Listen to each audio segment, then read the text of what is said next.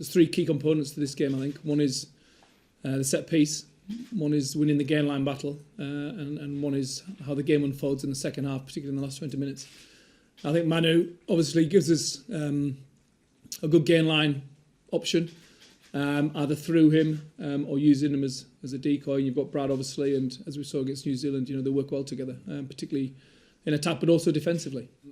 Dylan's been patient, and sometimes when you make selections, there are players sat on the sideline wanting to prove a point, and when you trust them, then it's about getting the right time to put them in. And Dylan's one of our most experienced players.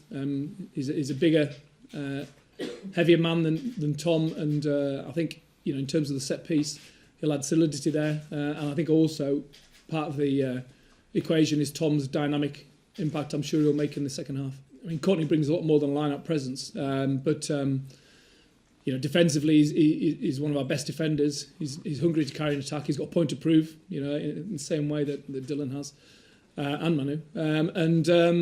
I think the line-out is a significant part of the game, though. So to have good line-out ball, generate good line-out ball for ourselves to get across the gain line, which goes back to the point I made. He definitely opens up our options there, but also defensively.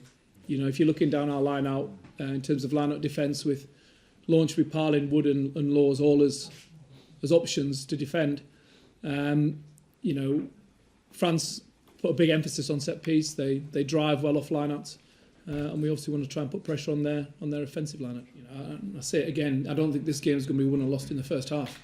But clearly both teams will want to start well and get a good foothold in the game through good defence, win the gain line, set piece. But then as the second half unfolds, we've got.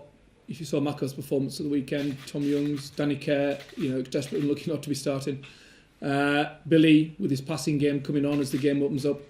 So we don't see it as a 15-man team. We see it as a 23-man squad, all of whom, hopefully will get an opportunity to contribute. But if they don't, those that do will make an impact.